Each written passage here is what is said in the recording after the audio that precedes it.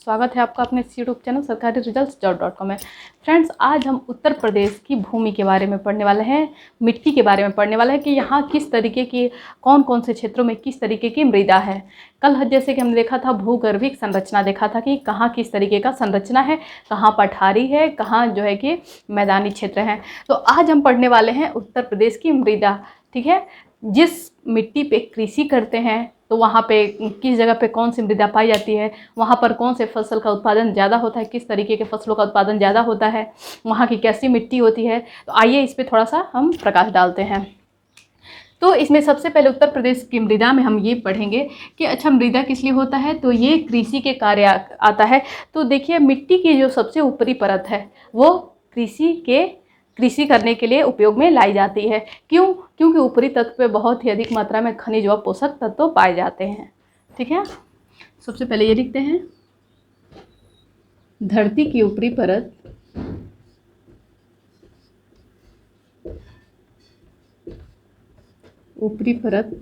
पर क्या किया जाता है, कृषि किया जाता है। ठीक है, कृषि कार्य किया जाता है। क्यों किया जाता है? क्योंकि इसमें खनिज व पोषक तत्व अधिक मात्रा में पाए जाते हैं। कृषि कार्य किया जाता है क्योंकि इस ऊपरी परत पे खनिज व पोषक तत्व अधिक मात्रा में पाए जाते हैं। ठीक है, खनिज एवं पोषक तत्व ये तो हो गया, खनिज एवं पोषक तत्व अधिक मात्रा में पाए जाते हैं धरती की ऊपरी परत पे। अब आइए देखते हैं कि उत्तर प्रदेश के किन भागों में किस तरीके की मृदा पाई जाती है। ठीक है, तो कल हमने आपको भूगर्भिक संरचना में हमने आपको बताया था भांवर व तराई क्षेत्र। ठीक है, वो कौन सा स्थान था, ये जहाँ पे नदियों का जो है कि नदियाँ अंदर होके बहती हैं, नदियों का जो है कि ऊपर से नदियों का बहाव ऊपर से नहीं दिखता है। ठीक है, तो ये जो क्षेत्र होता है ये भांवर क्षेत्र होता है। कौन सा क्षेत्र होता है? भांवर क्षेत्र होता है, जो कि 30 से 40 किलोमीटर में फैला होता है। ठीक है, और ये जो होता है इसके नीचे जो होता है ये कौन सा क्षेत्र होता है, ये तराई क्षेत्र होता है। कौन सा क्षेत्र होता है? तराई क्षेत्र होता है, जो कि 80 से 90 किलोमीटर में फैला होता है। तो भांवर क्षेत्र के बारे में देखते हैं। तो सबसे पहले ये किस साइड की हैं, तो ये जो है कि उत्तरी क्षेत्र के मृदा के बारे में। ठीक है, ये कौन सा क्षेत्र है? उत्तरी क्षेत्र है। तो उत्तरी क्षेत्र की मृदा के बारे में देखते हैं।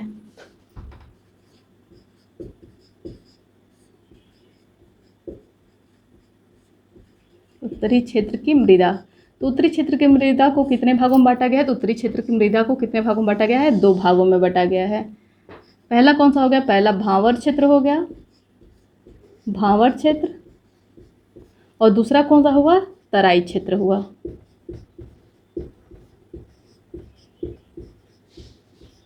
भांवर क्षेत्र की एक विशेषता है कि यहाँ नदियाँ प्रायः विलुप्त हो जाती हैं, यानी कि अंदर बहती हैं। ठीक है, तो और एक चीज़ और है कि यहाँ पे नदियों के अपवाह के कारण यहाँ पे अवसादों का जमाव होता है। ठीक है,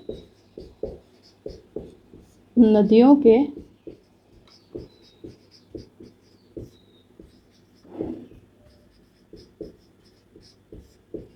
अवसादों का जमाव होता है, अवसादों का जमाव होता है। ठीक है, नदियों के अपवाह के कारण अवसादों का जमाव होता है। और भांवर क्षेत्र में प्रायः नदियाँ क्या हो जाती हैं? विलुप्त हो जाती हैं, यानी कि अंदर बहती हैं। तो यहाँ क्या है, भांवर क्षेत्र में प्रायः नदियाँ विलुप्त हो जाती हैं। ठीक है, प्रायः नदियाँ विलुप्त हो जाती हैं।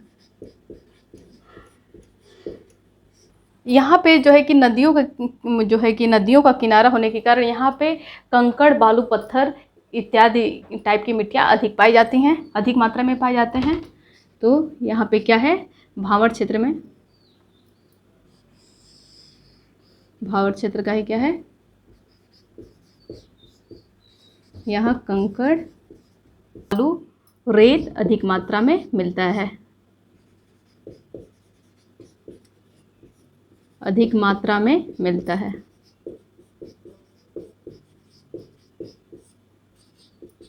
ठीक है, यहाँ कंकड़, बालू, रेत अधिक मात्रा में मिलता है।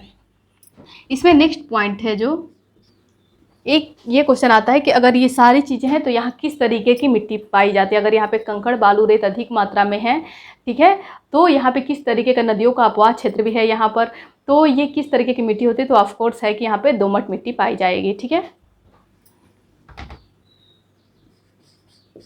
तो देखिए नदियों का अपवाह क्षेत्र होने के कारण दोमट मिट्टी तो होगी, लेकिन उसके साथ साथ देख रहे हैं कि यहाँ पे कंकड़ है, तो मिट्टी कैसी होगी, कंकड़ीली भी होगी, तो दोमट कंकड़ीली मिट्टी, कंकड़ीली मिट्टी, ठीक है, कंकड़ीली मिट्टी यहाँ पे पाई जाती है। अब आते हैं हम तराई क्षेत्र में। ठीक है, यहाँ पे नदियाँ जो है कि इसमें होता है कि नदियाँ विलुप्त हो जाती हैं, यहाँ पे नदियाँ ऊपर आ जाती हैं, ऊपर ऊपर बहती हैं। ठीक है, तो एक एक पॉइंट लिखेंगे इसके रिस्पेक्ट में। यहाँ पर है कि नदियों के कारण महीन जो है कि महीन मिट्टियाँ पाई जाती हैं, नदियों का अफवाह होता है, तो ये चूंकि आगे पड़ता है तो जो भी कंकड़ीले और बालू पत्थर, कंकड़ीली मिट्टी होती है, बालू पत्थर होते हैं, आगे जम जाते हैं। फिर दूसरे नंबर पे ये जो हमारा तराई क्षेत्र आता है, ये तराई क्षेत्र हो गया, तो यहाँ पर नदियों के अफवाह के कारण जो है कि महीन मिट्टी आती है। ठीक है, जिस मिट्टी में नमी बहुत ज़्यादा होती है, ये दलदली मिट्टी होती है, इसीलिए तो यहाँ पर सबसे ज़्यादा जो है कि मखाना हो गया, गन्ना हो गया, ठीक है, इत्यादि फसलें अधिक मात्रा में इसकी पैदावार होती है इस मिट्टी में। तो यहाँ पे है नदियों के कारण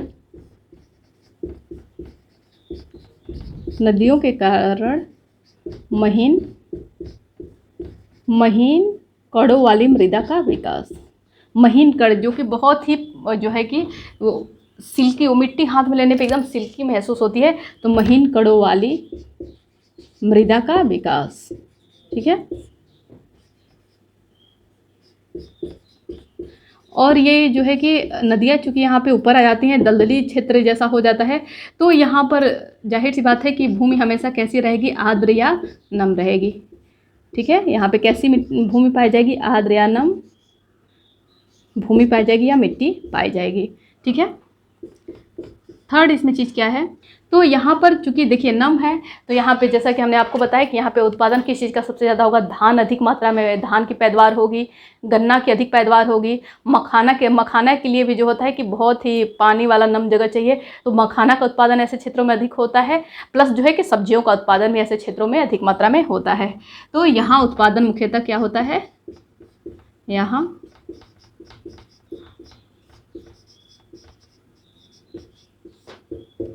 देखिए चीज़ों को एक दूसरे से को रिलेट करके जब हम पढ़ते हैं तो चीज़ें एकदम आसान हो जाती हैं। जैसे कि हमने जाना कि ये नम वाला स्थान है, तो नम स्थानों पे क्या क्या उत्पादन होगा, तो उत्पादन मुख्यतः धान होगा, गन्ना होगा, मखाना होगा। ठीक है, मखाना के साथ साथ क्या होगा, और सब्जियां होंगी।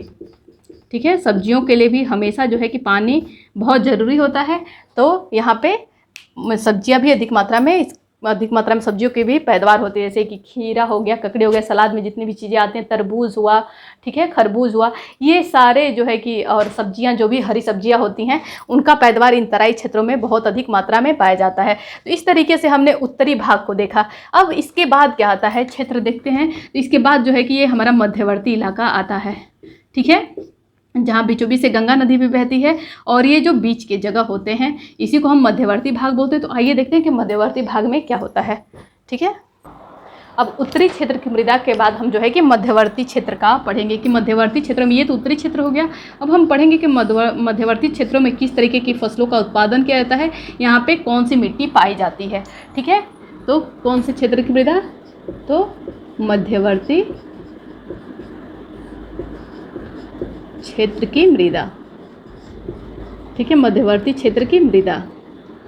तो हमने जैसा कि आपको कल भी जो है कि भूगर्भिक संरचना में हमने आपको ये सारे एरिया बता दिए थे कि ये मध्यवर्ती क्षेत्र जो होता है, यहाँ पर जो है कि पता है आपको कि यहाँ पे गंगा नदी यहाँ से ऐसे बहते हुए यहाँ बलिया से होकर निकल जाती है। ठीक है, तो ये मध्यवर्ती क्षेत्र जो होता है, यहाँ पे किस तरीके की मिट्टी पाई जाएगी, तो यहाँ पर जो है कि जलोढ़ मिट्टी पाई जाएगी।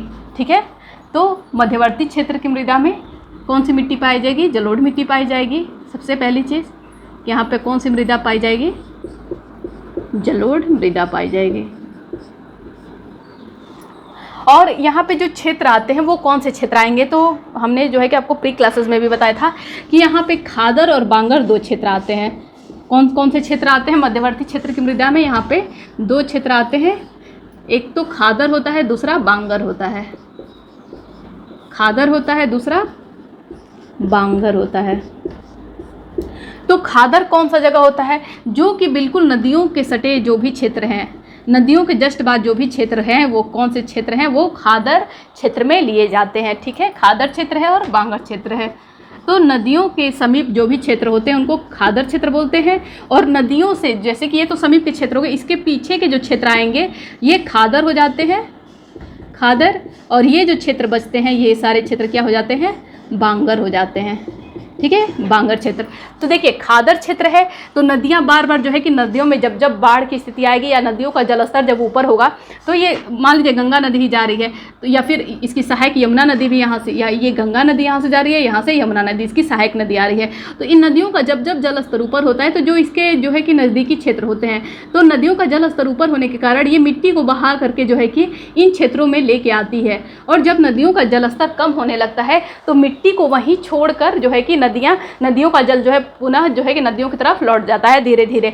तो जो यहाँ पे मिट्टी, ये वर्ष में लगभग जरूर 1-2 बार होता है ऐसा, जैसे कि वर्षा का जब ऋतु आता है तो अक्सर नदियों का जलस्तर ऊपर होता है और आसपास के क्षेत्रों में देखते हैं आपकी पानी लग जाता है, तो कहीं ना कहीं वो मिट्टी का कटाव जो है कि ले करके जाती है उन क्षेत्रों की तरफ। और चूँकि देखते हैं नदियों से बहा के लाई गई मिट्टियाँ बहुत ही ज़्यादा उपजाऊ होती हैं, क्योंकि देखिए हम जैसे कि हिंदू संस्कार में जो है कि जो भी किया जाता है कि अंतिम संस्कार के दौरान जो है कि मृतक लाश को जला करके उसमें जो है कि उसका जल प्रवाह कर दिया जाता है, या फिर जो है कि जीव उसमें जो भी सड़े गले जीव हैं उसमें पाए जाते हैं, तो वो जब है कि वो सड़ते गलते हैं तो एक तरीके का जीवाश्म बनता है जो कि बहुत ही ज़्यादा उपजाऊ होता है। ठीक है, तो वो उसकी जो मिट्टियाँ होती हैं उसमें जो मिट्टियाँ जब यहाँ पे आती हैं तो ये मिट्टी बहुत ही अधिक उपजाऊ होती है, और ये मिट्टी जो रहता है मिट्टी में क्या होती है? नवीन मिट्टी होती है। हर वर्ष जो रहता है ये कार्य होता है, हमेशा ये मिट्टियों को यहाँ पर बहा के लाती है, तो यहाँ पर हर वर्ष जो है कि नवीन मृदा पाई जाती है, जिसके कारण इसका जो है कि उपजाऊ क्षमता इसकी अन्य मिट्टियों के बांगर क्षेत्र की अपेक्षा इसकी उपजाऊ क्षमता अधिक होती है। क्योंकि देखिए इसके बाद के जो क्षेत्र होते हैं यहाँ पे बाढ़ आने की संभावना बहुत ही कम होती है बांगर क्षेत्रों में, तो यहाँ पे जाहिर सी बात है कि मिट्टी भी नहीं आएगी, तो वही पुरानी मृदा ही रहती है, तो जिसके कारण हम खाद से इत्यादि से तो उसका जो है कि उर्वरा शक्ति बढ़ा देते हैं, लेकिन जो खादर भूमि होती है उसमें खाद की आवश्यकता नहीं होती है, वो जो है कि नेचुरली बहुत ही ज़्यादा उपजाऊ होती है। ठीक है, तो इसमें देखते हैं खादर क्षेत्र में कि यहाँ कैसी मृदा पाई जाती है। तो नवीन, चूँकि आपको पता है कि मृदा तो जो भी होगी दोनों क्षेत्रों में वो जलोढ़ मृदा ही होगी, क्योंकि ये जो है कि मध्यवर्ती भाग है और मध्यवर्ती भागों में जलोढ़ मृदा ही पाई जाती है। बस इतना अंतर है कि खादर क्षेत्र में नवीन जलोढ़ मृदा पाई जाती है। कल हमने आपको बताया भी था, नवीन जलोढ़ मृदा पाई जाती है, यहाँ पे नवीन जलोढ़ मृदा पाई जाती है। और उसी के रिस्पेक्ट में इसमें क्या है कि यहाँ पे कौन सी मृदा पाई जाती है? प्राचीन जलोढ़ मृदा पाई जाती है, प्राचीन जलोढ़ मृदा पाई जाती है, प्राचीन जलोढ़ मृदा यहाँ पे पाई जाती है। ठीक है, सेकेंड चीज़ क्या हुआ कि यहाँ की मिट्टी जो है कि ज़्यादा उपजाऊ होती है, किसके रिस्पेक्ट में? बांगर क्षेत्र के रिस्पेक्ट में खादर क्षेत्र की भूमि क्या होती है? अधिकतम उपजाऊ होती है। तो ये मिट्टी जो होता है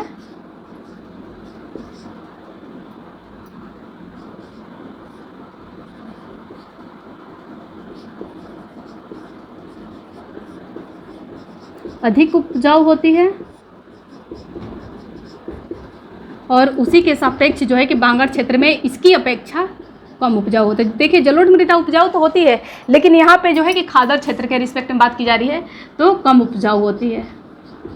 ठीक है, कम उपजाऊ होती है। अब फोर्थ पॉइंट क्या है कि खादर क्षेत्र में बाढ़ आने की संभावना बहुत अधिक होती है, क्योंकि ये नदियों किनारे, शायद कल की क्लासेस में भूगर्भिक संरचना जब हम बता रहे थे तो ये पॉइंट शायद गलत हो गया था कि यहाँ पे बाढ़ आने की संभावना कम होती है। शायद अब कंफर्म नहीं हूँ, मैंने जो है कि इतना टाइम नहीं मिला कि मैं वो देख सकूँ, लेकिन ऐसा मुझे लगा कि मैंने ऐसा गलती से बोल दिया था, लिख दिया था। तो यहाँ पर जो है कि बाढ़ आने की संभावना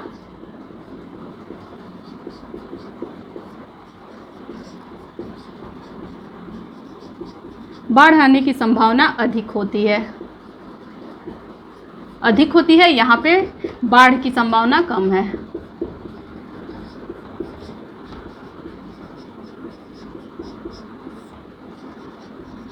जाहिर सी बात है यहाँ पे कि नदियों के जो किनारे होगा वहाँ बाढ़ आने की संभावना अधिक होगी, तो जो कि खादर क्षेत्र कहे जाते हैं नदियों के समीप, तो यहाँ पे बाढ़ आने की संभावना अधिक होती है। जबकि बांगर क्षेत्र जो है कि नदियों से दूरी पे होते हैं, तो इनमें जो है कि बाढ़ आने की संभावना कम होती है, जिसके कारण यहाँ पे जो है कि ना बाढ़ आता है ना ही नवीन मृदा वहाँ पहुँच पाती है। तो यहाँ पे प्राचीन जलोढ़ मृदा ही पाए जाते हैं, जिसके कारण खादर क्षेत्र की अपेक्षा इसकी उपजाऊ क्षमता भी कम होती है। ठीक है, एक चीज़ और है कि खादर मृदा को जो है कि कछारी मृदा के नाम से जाना जाता है।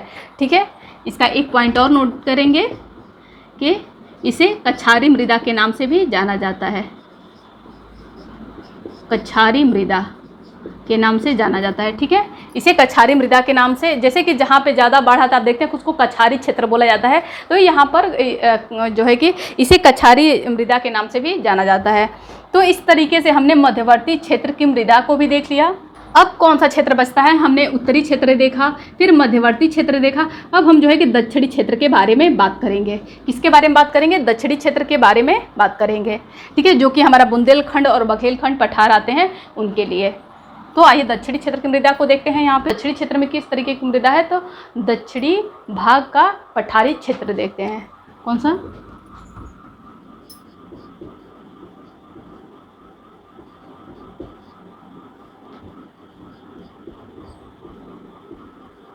क्योंकि दक्षिण के क्षेत्रों में किस तरीके का पाया जाता है, तो पठारी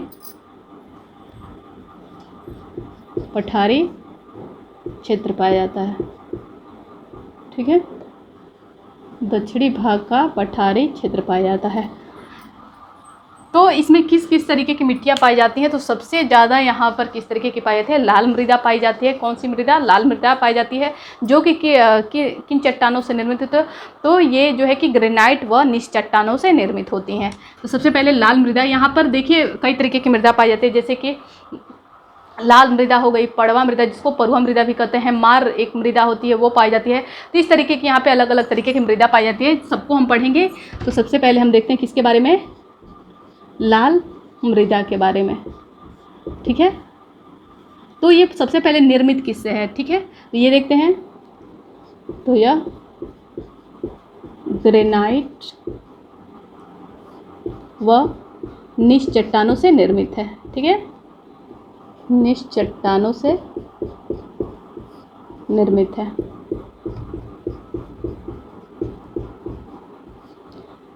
ये ग्रेनाइट व निश की चट्टानों से निर्मित है।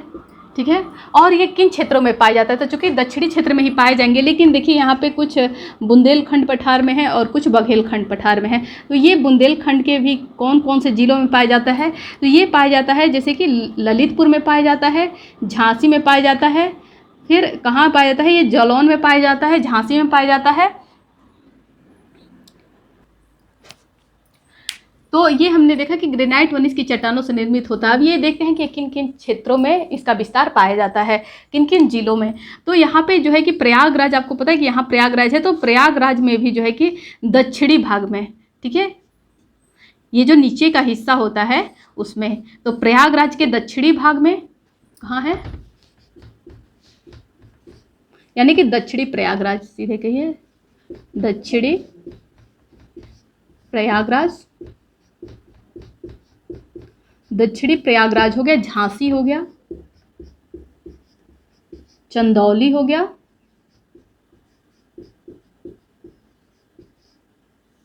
ठीक है, झांसी चंदौली, और एक जो है कि यहाँ पे ये क्या पड़ता है? ललितपुर। तो यहाँ पे ललितपुर, इन क्षेत्रों में इसका विस्तार है। किसका? लाल मृदा का बहुत ज़्यादा विस्तार है। ठीक है, तो यहाँ पे इस मृदा में किस तरीके का जो है कि उत्पादन होता है?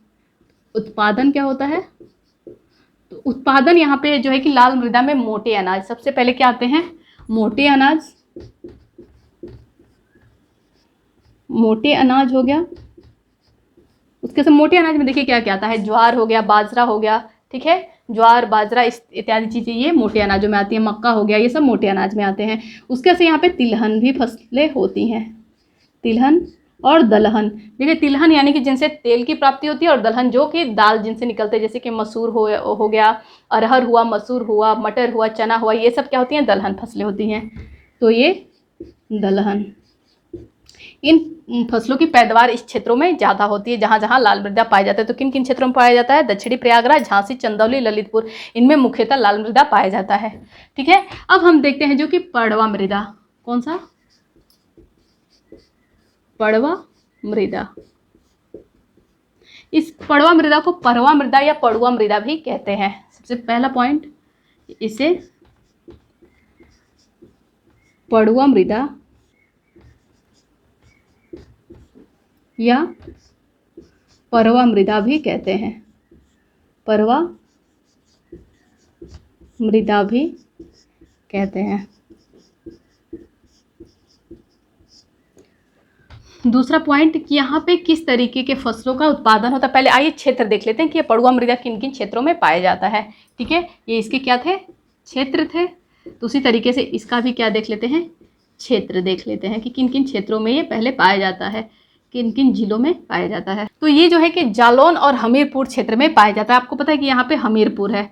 ठीक है, यहाँ पे हमीरपुर है, यहाँ पे तो यहाँ पे बांदा है, तो बांदा में नहीं, हमीरपुर और जालौन में। ठीक है, हमीरपुर और जालौन क्षेत्र में पाया जाता है।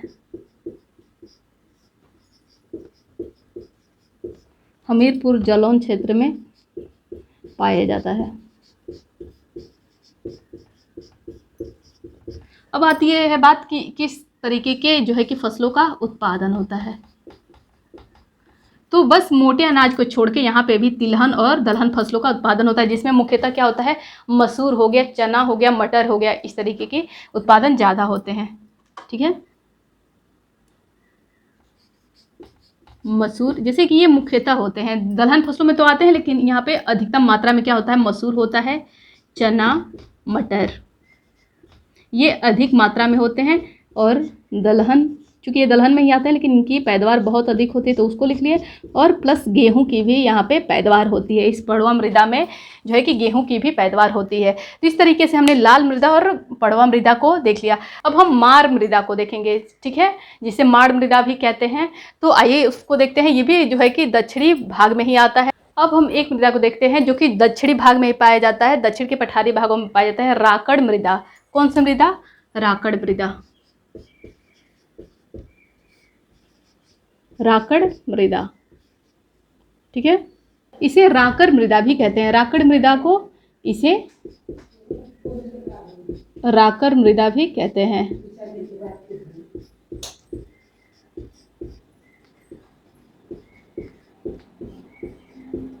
और ये किस तरीके की मृदा होती है? तो ये जो है कि दानेदार होती है, बलुआ दानेदार। तो चूंकि दक्षिणी भाग में जो है कि लाल मृदा अधिक पाई जाती है, तो ये लाल भूरे रंग की दानेदार मृदा होती है। लाल भूरे रंग की दानेदार मृदा होती है, मृदा होती है। इन जो है मृदाओं का सबसे ये जो है कि इसका क्षेत्र कहाँ है? तो इसका क्षेत्र जो है कि झांसी और ललितपुर में पड़ता है। यहाँ झांसी पड़ा और यहाँ ललितपुर पड़ा, तो इसका क्षेत्र जो है कि झांसी और ललितपुर में पड़ता है। क्षेत्र जो हो गया झांसी और ललितपुर में हो गया। एक इस राकड़ मृदा की विशेषता ये है कि यहाँ पे तिल का उत्पादन सर्वाधिक मात्रा में होता है। ठीक है, तो तिलहन में यहाँ पे उत्पादन देखते हैं। तो यहाँ पे उत्पादन किसका होगा? तिल का होगा। तिल का और चना का उत्पादन अधिक मात्रा में पाया जाता है। ठीक है, तो ये हमने राकड़ मृदा को देखा। अब इसके आगे जो है कि हम एक माड़ मृदा को देखेंगे, जिसे मार मृदा भी कहा जाता है। तो वो जो है कि हमारे यहाँ सहारनपुर के क्षेत्रों में पाया जाता है। ठीक है, तो इनको देखना है। तो ये दक्षिणी पठारी क्षेत्र तो ख़त्म हुआ यहाँ पे। एक और इसकी विशेषता एक और है जो कि मध्य प्रदेश और उत्तर प्रदेश के बीच में मृदा पाई जाती है, उसको भी देख लेते हैं हम।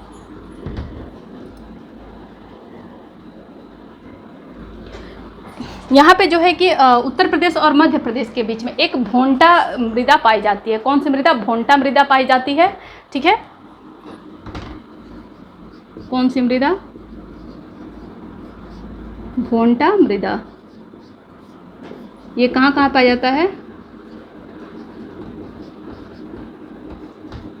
उत्तर प्रदेश और मध्य प्रदेश के बीच। उत्तर प्रदेश और मध्य प्रदेश की सीमा पर पाई जाती है। ठीक है, जो इनका सीमा है, सीमा का निर्धारण जहाँ से उत्तर प्रदेश और मध्य प्रदेश का होता है, उसी सीमा पे ये भोंटा मृदा पाई जाती है। अच्छा, इनका निर्माण किससे हुआ है? तो आपको पता है कि यहाँ पे जो है कि यहाँ पे बघेलखंड पठार पाया जाता है। तो बघेलखंड पठार आपको पता है कि विंध्यन क्रम की चट्टानों के टूटने से हुआ है। तो इनका और बघेलखंड पठार जो है कि मध्य प्रदेश में भी पाया जाता है और उत्तर प्रदेश में भी पाया जाता है। तो कहीं ना कहीं ये भोंटा मृदा का जो है कि उत्पत्ति कैसे हुआ? तो विंध्यन क्रम की चट्टानों के टूटने से हुआ है। ठीक है, किससे हुआ है? विंध्यन क्रम की चट्टानों के टूटने से।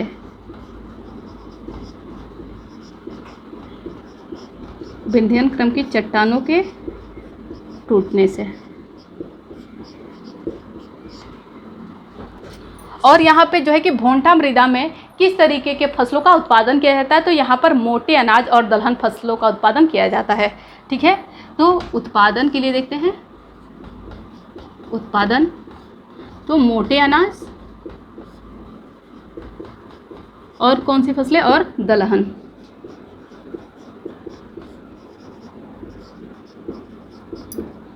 मोटे अनाज और दलहन फसलों का उत्पादन अधिक मात्रा में किया जाता है। तो आपने देखा कि दक्षिणी के मैक्सिमम क्षेत्रों में तिलहन फसलें, दलहन फसलें और मोटे अनाज, जो कि मोटे अनाज जो था कि यहाँ पे जो है कि लाल मृदा में ज़्यादा था मोटे अनाज का, यहाँ पे भी भोंटा मृदा में भी है। बाकी में जो है कि दलहन और तिलहन फसलें पठारी क्षेत्रों में अधिक मात्रा में इनकी पैदावार होती है। ठीक है, और तिल का अधिक पैदावार राकड़ मृदा में होता है। ठीक, अब हम आते हैं सहारनपुर जो है कि ऊपरी भाग, जैसे कि हमने उत्तरी भाग देखा था, मध्यवर्ती भाग देखा था, दक्षिणी भाग देखा था। अब जो ये ऊपर का जो है कि यहाँ पे जो बिल्कुल ऊपर के पोर्शन होते हैं सहारनपुर वाले, आइए देखते हैं कि उनमें किस तरीके की मृदा पाई जाती है। तो ये ऊपर के क्षेत्रों में जो कि सहारनपुर आता है, बागपत आता है, शामली आता है और यहाँ पे क्षेत्र में जालौन आता है। तो इन क्षेत्रों में जो है कि मार मृदा पाई जाती है। कौन सी मृदा? मार मृदा। इसे माड़ मृदा भी कहते हैं, माड़ मृदा। तो इसे मार मृदा भी कहते हैं।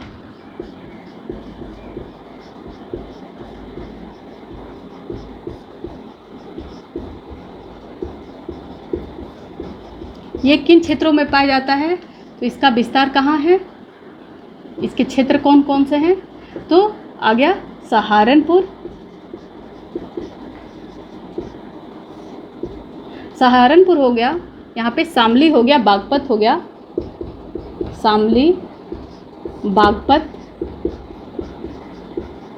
और यहाँ के क्षेत्र में जो है कि ये शामली, बागपत और सहारनपुर, शामली, बागपत हो गया और यहाँ पे जालौन हो गया। ठीक है, जालौन, इन क्षेत्रों में इसका विस्तार है। ठीक है, अब यहाँ पे फसलों का उत्पादन देख लेते हैं, किस तरीके के फसलों का उत्पादन होता है। सबसे पहले ये देखते हैं कि किस तरीके की मृदा होती है। माड़ मृदा कहते हैं किसको है? तो ये काली मिट्टी होती है। कैसे? ये काली मिट्टी या काली मृदा होती है। ठीक है, तो आपको पता है कि काली मिट्टी में अधिकतम पैदावार किसकी होती है? तो सबसे ज़्यादा कपास के लिए जो है कि कपास के उत्पादन के लिए सबसे ज़्यादा बेनिफिट कौन सी मिट्टी होती है जहाँ पे वो कपास का उत्पादन किया जाता है? तो उत्पादन ये होती है काली मिट्टी होती है। तो उत्पादन में सबसे पहले क्या आएगा? यहाँ पे कपास आएगा। कपास हो गया, मटर हो गया, चना हो गया, गेहूँ हो गया। ठीक है, मटर, चना, गेहूँ, मुख्यतः इसमें कपास है। ठीक है, और क्षेत्र कौन कौन से क्षेत्र हैं इसमें? तो सहारनपुर हो गया, बागपत हो गया, शामली हो गया, यहाँ जालौन हो गया। तो इस तरीके से जो है कि उत्तर प्रदेश में जो भी क्षेत्र हैं कृषि के लिए, उन सारे क्षेत्रों को जो है कि हमने ले लिया है यहाँ पे, और सारे क्षेत्रों को हमने बहुत ही ईजिली पढ़ा। बहुत ही जो है कि हमको लगता है कि हर एक कॉन्सेप्ट आपको क्लियर हुआ होगा, बहुत ही ईजी वे में आपको पढ़ाया गया। तो इसका कंक्लूजन क्या निकल के आता है वो एक पॉइंट देखते हैं कि ये क्वेश्चन में पूछता है कि उत्तर प्रदेश की जो है कि मृदा मुख्यतः कितने प्रकार की पाई जाती है? तो उत्तर प्रदेश की मृदा मुख्यतः 2 प्रकार की होती है, जिसमें कौन सी है? लाल मृदा है जलोढ़ मृदा। ये दो मुख्यतः मृदा, बाकी मृदा तो पाए जाते हैं लेकिन ये 2 मुख्यतः मृदा पाए जाते हैं। तो एक पॉइंट आप यहाँ पे नोट डाउन करेंगे कि उत्तर प्रदेश में मुख्यतः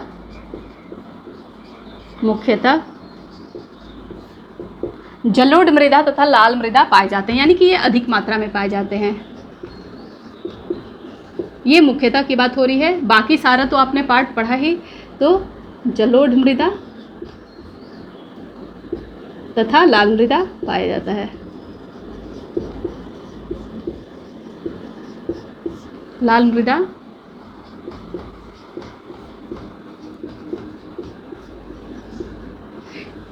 एक क्वेश्चन इससे बनता है कि इसका रिसर्च सेंटर क्या है, ठीक है, और उसका मुख्यालय कहाँ पे है। तो इसका रिसर्च सेंटर जो है कि ICAR है, यानी कि इसका फुल फॉर्म क्या हुआ, इंडियन एग्रीकल्चर